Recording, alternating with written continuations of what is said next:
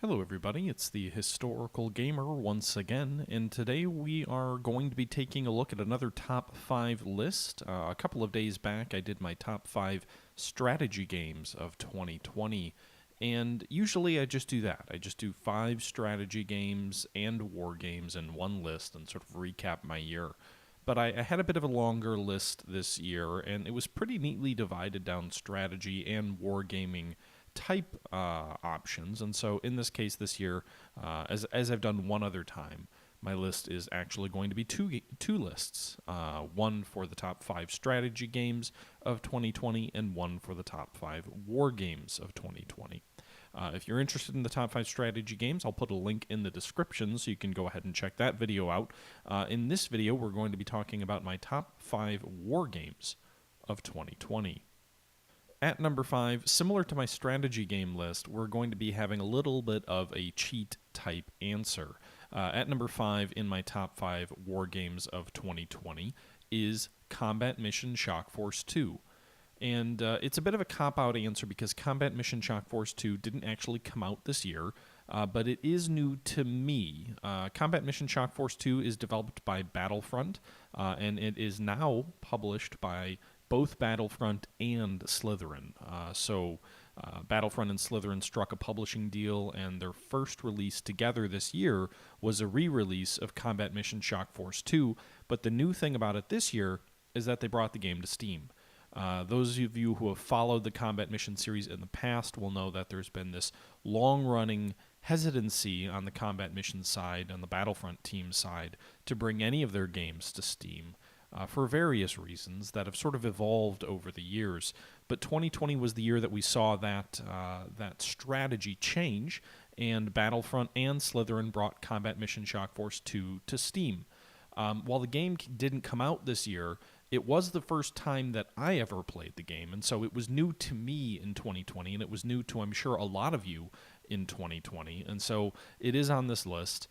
Combat Mission Shock Force 2, to actually get into talking about the game, is a game that is a real-time tactical war game simulation. So it's not like a traditional RTS. There's no base building. It's basically a real-time tactical war game.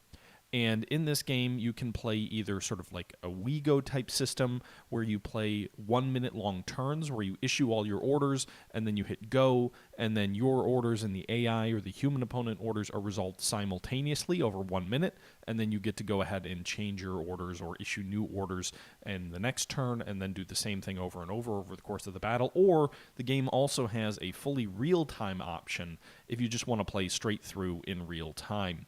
I find the real-time option somewhat difficult to manage because things happen so quickly, especially in Combat Mission Shock Force 2, which is a modern combat simulation. The pace of play seems to be a little bit faster in these games than in some of the World War II games, which have a slightly slower and perhaps less lethal pace of play. But Combat Mission Shock Force 2 sort of has this basic overarching system where you've got these options to play either in turn-based or in real-time. It is a 3D war simulation of a hypothetical NATO invasion of Syria. It's sort of outside the real history. The game was originally, the concept was originally developed in the sort of mid-2000s. I think it came out in 2006, 2007 originally with Combat Mission Shock Force 1, which is where this idea of a NATO invasion of Syria occurred. Basically, the developers wanted to develop a modern sort of Persian Gulf-style game, but they didn't want to focus it in Iraq because it was still very much an ongoing conflict. I think there's a little bit of distaste if you're doing a game about a war as it's unfolding and people are fighting and dying. And so they did this game of a hypothetical Syrian dirty bomb attack throughout Europe that resulted in NATO coming in and invading Syria. The battles sort of have two different styles. There are battles that occur between sort of conventional Syrian forces and NATO forces, or battles that occur against sort of these asymmetrical guerrilla-type small bands of soldiers. And it's a really interesting, dichotomy to see the difference between conventional tanks going against each other and slugging it out, or some lighter forces going against each other and slugging it out. The scenarios are well designed. The game comes with a scenario editor, so you can make all of your own scenarios if you want. And the campaigns are pretty interesting and I think well done. Overall, I think this is a really enjoyable game. There are some things about the game, Combat Mission Shock Force 2 was sort of a remaster of Combat Mission Shock Force 1. Combat Mission Shock Force 2 came out, I think, in 2017 or 18. And so it was again a re-release of that original 2006 game, a remaster, I should say. And the one thing I will say about the combat mission games is that the graphical engine leaves something to be desired. Similar games to this type of series would be like the Graviteam games, where you have basically like battalion level combat on a 3D battle space, and you are essentially like a battalion, up to a battalion commander. There's smaller scenarios like platoon-size scenarios as well. You have to deal with combined arms. I think the modern setting is really interesting because you have to deal with things like precision airstrikes or drones for reconnaissance. And so I think there's a lot of really interesting things baked into this. Some of the scenarios, you've got restricted rules of engagement. So it really does a good job, I think, of showing modern combat. But as I was sort of saying, there are some elements of the game, like the graphical engine, which does feel a little bit dated. I believe the game engine is originating, this 3D game engine originated in sort of the 2006-2007 timeframe when Combat Mission Shock Force 1 came out, because it was sort of the first new 3D game of theirs in this new engine, and they've upgraded the engine over time, but the graphics on the whole, I think the unit graphics are pretty good, but the terrain graphics leave a little bit something to be desired. That being said, the combat simulation is top-notch. You're not going to find a better sort of modern combat simulator in terms of land and combined arms type conflict. The use of helicopters is a little bit strange. I think they could be a little bit better modeled, but the precision airstrikes are really well done. And I'm just kind of rambling at this point, but it's a really enjoyable game. If you want a game sort of about modeling conflict in the Middle East in the early 2000s, this is a really good game for you. Again, there may be prettier games out there, but I don't think there are any games out there that do a better job of actually modeling what that combat would look like and how that combat would unfold in precise detail. Again, there's plenty of RTSs out there with pretty looking graphics. There's not many out there that are what I would call military grade simulations. Combat Mission Shock Force 2 is definitely one of those. Moving on to number 4 on my top 5 war games of 2020. At number 4, Ultimate Admiral Age of Sail.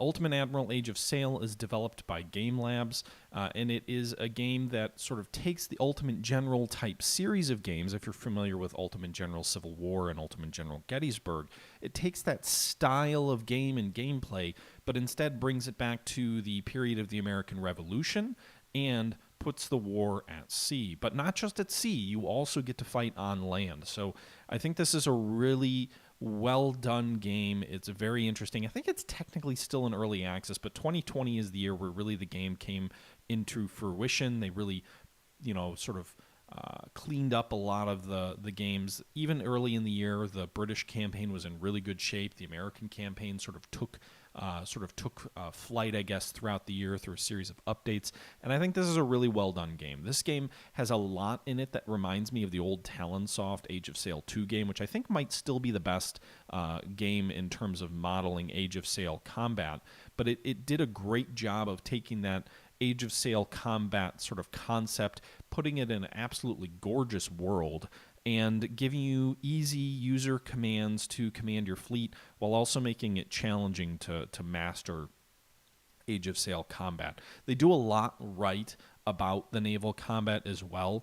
It's important to try and rake your opponent, where you get in behind the stern of the ship, or sort of you can also rake from the bow as well, where essentially your Age of Sail ship, if you're not familiar with ships in the Age of Sail, they didn't have turrets for guns like they did later in the World War I, World War II era. They had just basically broadsides. The entire side of the ship would have holes basically drilled in it where there would be a cannon placed. So you had long rows of guns on bigger ship, multiple decks of guns all along the side of the ship. But the entire strategy, the key to winning a battle typically in this age was to be able to get yourself into a position where your broadside could fire down the long end of the ship. So the best situation is to get your broadside along the stern of the ship, behind the enemy ship, fire into the rear of the ship, and then your cannonball could go down the entire length of the ship, causing incredible destruction and death and chaos. You could do the same thing from the bow. It was less advantageous from the bow because of the way that the bow was created. There was a little bit more protection sort of in that front part of the ship that might break up some of those shots a little bit. It wasn't going straight down like the crew quarters or whatnot, I think, anyway. But it does a really good job of sort of modeling the tactical elements of naval combat, the need to get in behind or ahead of the ships, the different types of ammunition that you could use for different strategies. So you can use solid shot, obviously, to sort of break up the enemy hull. You can use grape shot to go after the crew. You can use chain shot to go after the rigging and the masts. And so it really adds a lot of interesting variety to the way that the combat can unfold. There are some strange things in terms of, like, it seems like it models armor for the ship, which I'm assuming is just sort of like general protection for the crew in those ships, like blocks and tackles that maybe break up enemy shots. I'm not really sure. That seemed a little bit weird to me because there wasn't armor in this period of time. So that was a little bit odd, but overall, I think the game did a great job of modeling the tactical elements. There's things in there about, you try to win the weather gauge, which basically means you can control the action because of where the wind comes, and all these ships are sails, so they're all wind-powered ships. So the direction that the wind is coming has a massive effect on your ability to maneuver, your ability to have speed. You have to worry about wearing or tacking, turning through the wind, where the wind's coming straight on, and you can just basically be taken full aback and lose all of your ability to basically maneuver or to move quickly until you can get into a position where your sails can start drawing wind again, or moving directly in behind the wind and then sort of crossing over. You usually want the wind coming kind of across this on a bit of an angle of the ship to really get its maximum efficiency there. And I think overall the game does a great job of considering all of those factors, and the naval combat is really enjoyable for the most part. It's gorgeous. The game also has land combat, which kind of threw me a little bit. Like, I'll be honest, I kind of would have preferred if the game had just focused on naval combat. I know there's a lot of people out there who want to see redcoats marching and muskets firing, and it does come from the ultimate general sort of lineage of games developed by Game Labs as well. So I can see why maybe they'd be a little bit hesitant to say, like, hey, these land-based games in the American Civil War era were really, really popular. Do we really want to fully abandon that? And so, they obviously didn't. They still have land combat being a big thing in these games. The initial concept for the game seemed to be like, we're going to cover marine landings from warships, which was cool in a way. Like, it felt almost like you're going to be a Horatio Hornblower or Jack Aubrey from Master and Commander type character, where those types of landing and small-scale marine combat on the beaches to take out like batteries would be really important in a lot of these types of stories that you're trying to tell. But then it went on to being like, well, we're going to have the Battle of Bunker Hill represented here, but it's not really an American Revolution game. They're developing that, apparently. So it became a little bit confused to me. With that being said, the land combat is pretty well done, I think that's an interesting element of the game, although not the strong point. I really think the strong point is the Age of Sail naval combat. This is probably the first game to get naval combat right, in my opinion, for Age of Sail ships since the Age of Sail series, 20 years ago or so. So I think that's, there's other games like the Port Royal series or the Pirate series which have naval combat, but those have never really been the focus of the games. They've been more of like RPGs or like, business management games. So overall, I think this game does a really good job at the naval combat. The land combat's okay. The game has sort of two campaigns in it, primarily. One where you're fighting as the British in the American Revolution, and then I think it goes a little bit later than that. and then one where you're fighting as the Americans in the American Revolution. And the campaigns are very different, which I think is fitting, right? A naval officer in the Royal Navy in the American Revolution going to have a very different experience than a naval officer in the what existed of the American Navy in the American Revolution. So the campaign's pretty well done, although it's very linear and static. You kind of fight the same battles regardless of results, although you do carry forward your force. So you kind of build this core force that you upgrade their weapons, upgrade the ships, improve the cannons on the ships, and you bring them with you from battle to battle. And so one of the challenges is making sure you don't take too many casualties in one battle, because it can really impact your ability to be successful in the next. And so that's very much in line with what they had in Ultimate General Civil War, which was their previous title. So I think it's well done. I think a more dynamic sort of overall strategic approach would be interesting, which it sounds like is what they're working with in their next game, Ultimate, I think, General American Revolution or something like that. So it should be interesting to see how that plays out. But overall, Ultimate Admiral, Age of Sail, a great game, one of my top war games of 2020, and I really enjoyed my time with it. And I hope to play it a lot more in 2021, now that the American campaign is a lot more fleshed out, and that I think the game will finally be releasing out of early access very soon. At number 3 on my top 5 war games of 2020 list is a game that I don't think I was actually expecting it to be on this list. And that game is Panzer Corps 2, developed by Flashback Games and published by Slytherin. I played a lot of Panzer Corps 1, and if you're unfamiliar with the Panzer Corps series, essentially they are a remake or a remaster of the Panzer General series by SSI back in the 1990s. And these are turn-based World War II war games that really focus on you going through historical campaigns in World War II from the German perspective, starting either in Spain or Poland, depending on which Panzer General series or Panzer Corps game you're playing, and then moving forward into the campaigns of Norway, the campaigns in France, and then also having sort of this branching campaign that could lead you down a path of a sort of alternate history scenario where you're invading England and the like.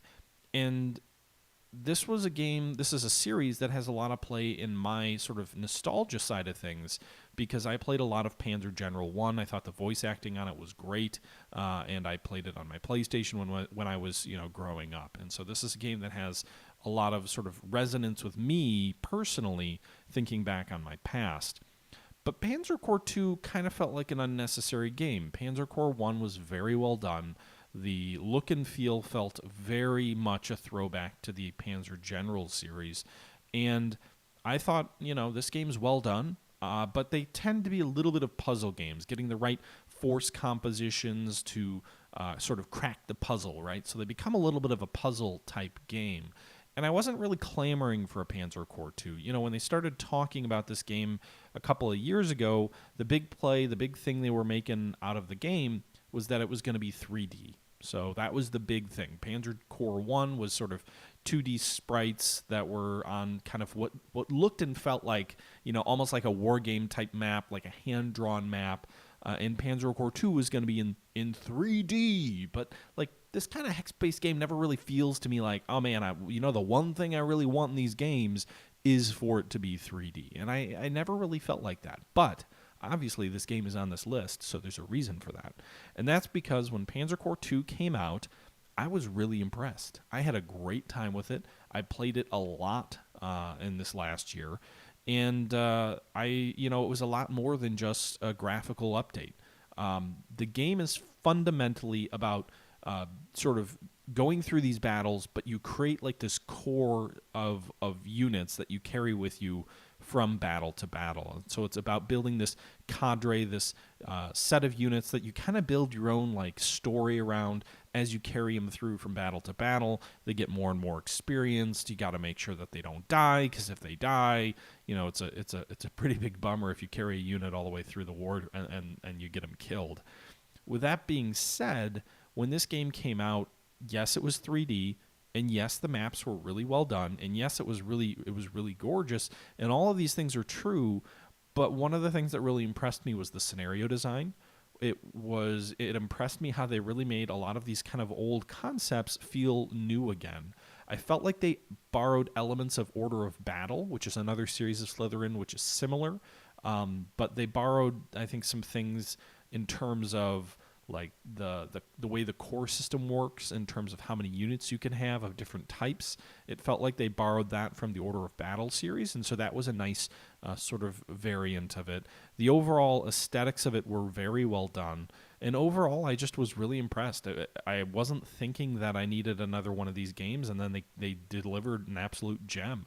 The only thing I would say about these games is that I think the smaller scenarios, the early war scenarios, are really compelling and really well done. So basically everything from, Poland to France to, anything else in sort of that early war period.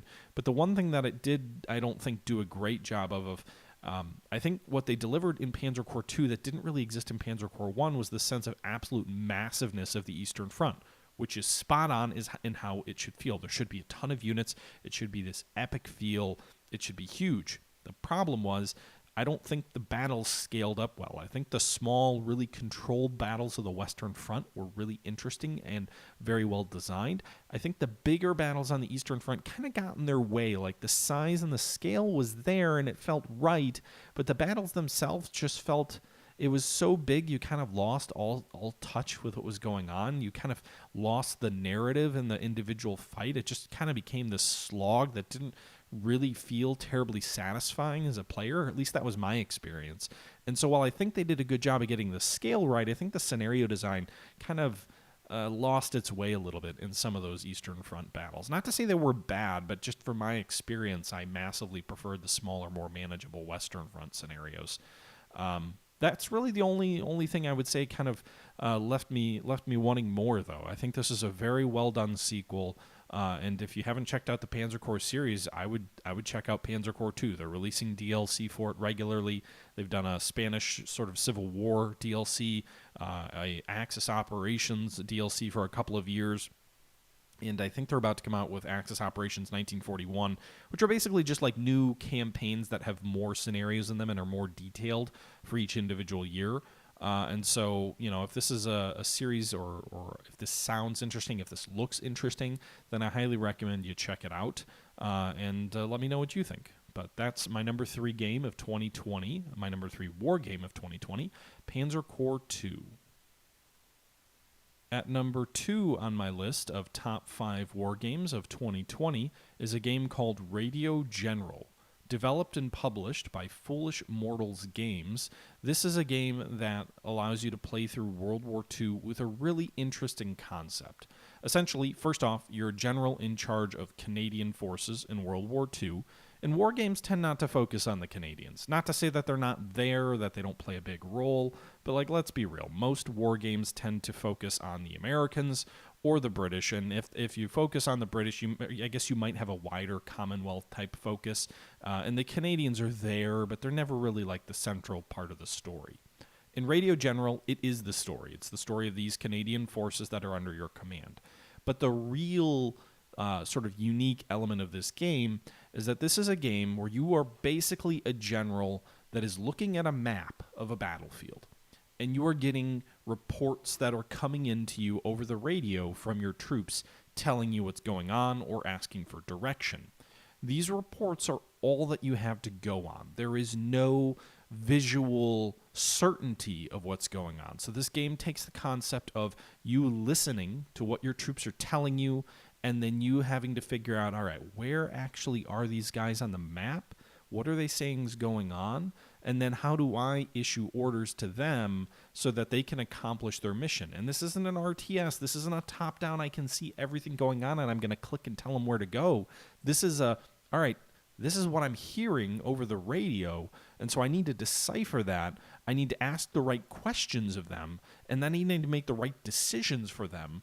And all I really have to go on is this topographical map, and then deciphering, where they're telling me the bad guys are, what the bad guys are composed of, what are my troops composed of, how are my troops doing, can I attack this objective with this unit, are they worn out, are they tired, what can I understand based on what I'm hearing. So it really takes the fog of war to a new level.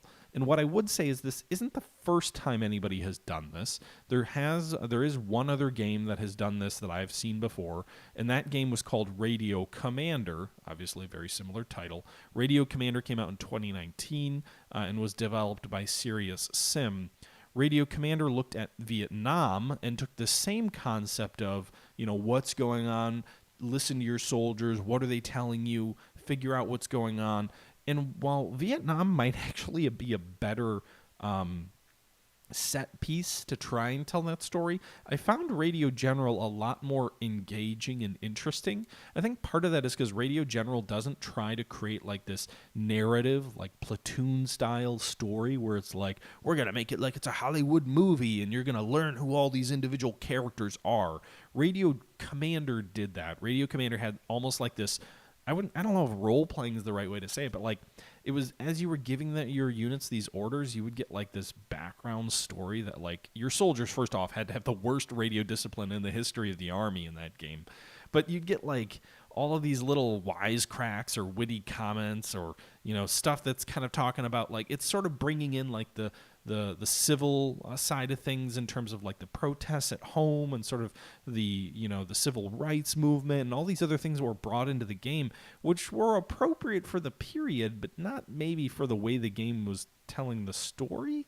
Also, the Radio Commander had a very much like it felt like, okay, you've read a couple of books and you've probably watched Platoon. You probably watched Apocalypse Now, and then you decided that's the Vietnam I want to tell you about. And it's like, I don't know. I think there was just a lot of stereotypes in there, and there were some really weird narrative decisions about your soldiers. And I think what I really enjoy about Radio General, which is where all the footage you're seeing from, by the way, is that it didn't really try to tell you a narrative, which I think is fine. I really enjoy when games have a story they want to tell, and they tell it.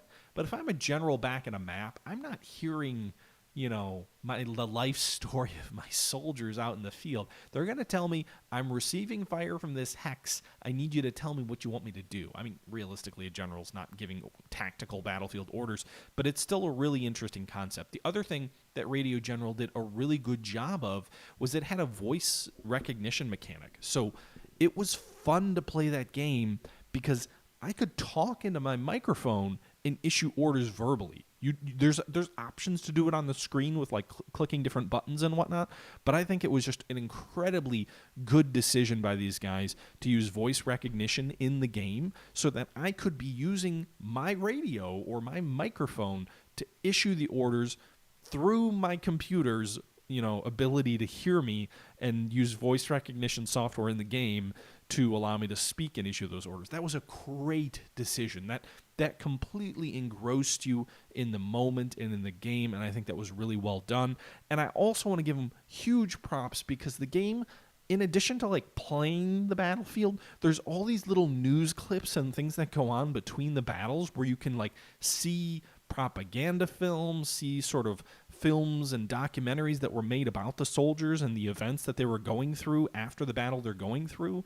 So you get all these different like newsreels and whatnot, and like these different clips and these sort of like telegrams and photos and different things like pulled from the war. It felt like I was living through the history and then seeing some of these items that you might see if you were going through a museum. And I think it was really well done. It was really enjoyable. It does a good job of teaching you about some of these battles that the Canadians were involved in, but also allowing you to really have an enjoyable gaming experience at the same time. And so I think this is just a really well-crafted game that does it's a unique concept. It's been done one time before, but I don't think the voice recognition was in Radio Commander either. So I think this is a really well-done game, and I think it deserves more attention than maybe it has gotten. And I really enjoyed my time with it. And coming in at number 1 for my top war game of 2020, Cauldrons of War, Barbarossa. This game is developed, I think, by one individual, Maestro Syntech, and it's published by Gaming at Work. And this is a game that does a lot differently. By the way, this game's only $5, so it's not expensive. It's easy to pick up. It's not the prettiest game. Let's get that out of the way. It's basically a map and some icons. That's the game. But it does some really interesting things. It's not the first game to ever try to do some of these concepts, but I think the way the game did it, for whatever reason, I don't think anyone else out there will probably have this game as their number one war game of 2020, but I'm okay with that. I played a lot of this game. I think there's a lot of depth to this game that kind of gets hidden by some of the visuals. But essentially, this is a game where you are either in control of all of the German army or all of the Russian army at the beginning of the Second World War on the Eastern Front, so starting on June 22nd, 1941. The game unfolds essentially with a series of turns. Each turn, I can't remember how long they are. Are they 2 weeks? Or are they a week? But as each turn unfolds, essentially you're given a certain number of command points in each theater. So the Germans, for example, they have Army Group North, Army Group Center, and Army Group South, right, which historically reflect the main avenues of advance and the main army groups in their invasion of the Soviet Union in 1941. Each army group has a certain number of command points. Those command points can be used to give certain decisions to the troops under your command in those districts or in those armies. What you do is you go into, each individual army and you issue your orders to the different army formations. So you might have corps, which are smaller and a little bit weaker, or you have armies or panzer group or panzer armies. And so your objective as the Germans is obviously to take as much of the Soviet Union as possible. You're rewarded with points at the end of the game based on did you take certain objectives. So like Moscow is worth like 2 or 3 points. Leningrad's worth like 2 points. If you get to Rostov, that's worth a point. Taking the Crimea is worth a point. And essentially it sort of measures you against the historical German invasion in order to determine whether you win, you get a draw, you lose, or whatnot. But this is really a game about you've got an army group and you've sort of got a theater, you've got Army Group North, and you go in there and you've got to figure out all right, so I need to get to this next objective, which is a historical objective in the invasion, right? So, for example, one of the objectives is the road to Smolensk, and so your objective for Army Group Center is to get to Smolensk. That's how you progress to the next objective, which might be, the first one in Army Group Center is the drive on Minsk, and then Smolensk comes after that, I think. And so, your initial objective is obviously you need to get to this part on the map. To get to this part on the map, you have to progress to 100% of that particular operation that you're in the path of. There's a couple of things you can do to try and get there. You can try and destroy all the Soviet forces in your way, or you can just try and punch a hole in their line and just drive deep into their rear and get to that objective and then move to the next phase. If you focus on destroying the army at hand, it makes your job easier down the road. But you also use time, which can affect the ability to get to the end goal before the winter and serious Russian reinforcements sort of unfold. And so this is a game where you're constantly trying to figure out, first off, you have to decide what type of sort of strategy do you want to take on that front. If you have 2 panzer armies, you can do what's called a Kessel, which is essentially 2 breakthroughs which meet in the middle, or meet at the end, and then you encircle everything sort of in the middle there. Everything that you bypass once you link up gets surrounded, and then you can destroy those individual Soviet units, or they can sort of surrender over time. You can do a breakthrough operation, which is just 1 armored thrust through the enemy line. You can do infantry assaults, which are just sort of like direct infantry attacks with artillery support, much slower, but they can do a lot of damage. You can do a general offensive, which is sort of a broad front strategy. Usually not the best strategy for Germany, but is certainly something you can do, especially more useful like in the south near Odessa.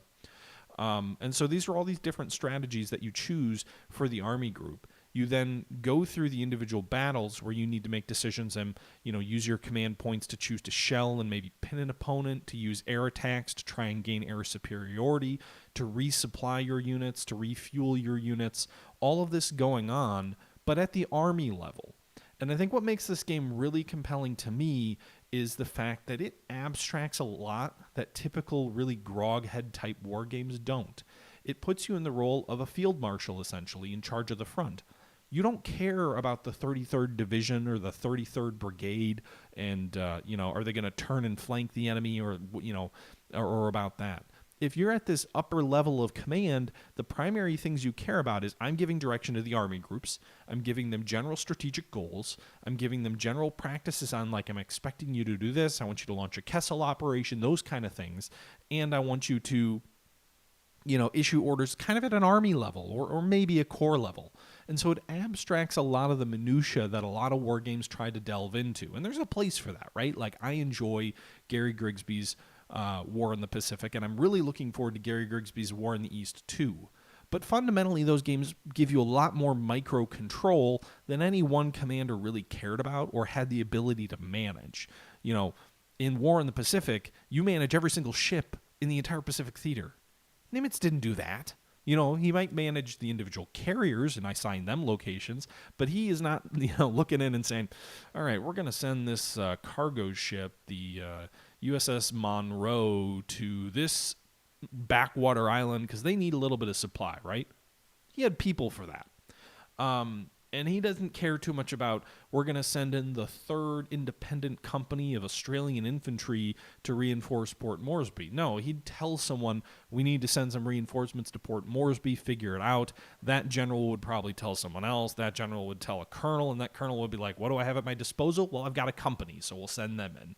And so this game does a really good job of kind of putting you in the head or in the mind space or in the mindset of a field marshal, of someone who's way up the line while still making a really compelling game. Again, it's basically a map with arrows and icons and buttons that you click to make key decisions like assault, shell, airstrike, those kind of things. But I think it is really well balanced. It's very challenging and really engaging, and is I think is really interesting. It also gives you other key strategic decisions around things like, are we going to take enemy commissars prisoner, or are we going to execute them? Are we going to intervene in a pogrom that some of the Ukrainian citizens are taking against Jews in their area, or are we going to sort of encourage it, or are we just going to kind of like, what are we going to do there? And that's another element of this game where, like, as you make different key strategic decisions, that can affect the broader front in terms of how many supply points do you have available. Hitler's going to jump in potentially and say, I want you to drive south and really focus on Kiev. And you can make that decision if you want to do that. And if you do that, then you might get more command points, because you're agreeing with Hitler. And so maybe, I don't know what the logic on all of the decisions is, but, or if you don't do that, then maybe it lets you get to Moscow more quickly, but you've got, large formations in the south that are still there that are difficult for you to deal with. Do you want to besiege Leningrad, or do you want to assault the city? Like, these other key strategic decisions that I think really brings both the brutality and some of the interesting sort of tactical and operational decisions to the fore that a lot of games kind of, if they have, it's not presented in the same way. It's not presented in a strategic way, and it sort of unfolds in a natural tactical or operational way. And for that reason, it's on my list for the top war game of 2020. It's a war game in every sense of the way. It appears complex, but it is surprisingly deep. If there's one area that the game feels weak in, it's that the defense is kind of, at least in my experience when I played as the Soviets, it was just not a very interesting experience on the defensive. Basically just being a punching bag, doing what you can to slow things down. I think the game dramatically benefits when you are the one pushing the initiative, when you're the one making those offensive decisions. There are scenarios where you're the Soviets and you're launching your sort of winter counteroffensives, so those do exist. But it doesn't make being on the defensive as interesting as it could, and I think that's one key weakness in this game. The developer is working on a Stalingrad or 1942 game as well, so I'm really curious to see what they're going to do, what they're going to change, how they're going to tweak that, because that's really more of just like a single front that you're focusing on. Maybe also the Caucasus, because there's that piece of it. So I'm really curious to see what they're going to do with that game. But I just was really impressed with this. I know this is, this is not a high-profile, high-visibility game, but honestly, this game did a lot right, and I think it deserves the accolades that I've given it. And I think more than any other game, I played this game and I said, like, this, a lot of bigger wargaming studios, a lot of bigger wargame developers could learn a lot by looking at this game and seeing how does that change their design philosophy? How do they think about games? How do they approach these types of decisions and challenges and balance them right, but also make really interesting decisions? And so overall, I think this was really the most impressive war game for me, and the game that I spent quite a bit of time in this year playing. So that's why Cauldrons of War Barbarossa is my number one war game of 2020. But let me know what you guys think. What were your top war games of 2020? Leave your comments in the description. I hope you guys enjoyed the video. That's enough of me rambling at you guys today. Coming up next in terms of this kind of news or these kind of videos, we will have a top 5 most anticipated war games of 2021 list. Kind of a little bit silly because we're already like 1/12 of the way through the year. We're a full month through the year, and I'm just putting out my most anticipated list. I'm way behind on that, I know, but that's what's coming. We're going to do a top 5 most anticipated war game and a top 5 most anticipated strategy game of 2021 here in the very near future. But with that being said, that's all I've got for you guys today. So I hope you guys enjoyed yourself, and until next time, this is the Historical Gamer saying once again, thank you very much for watching, and I'm out.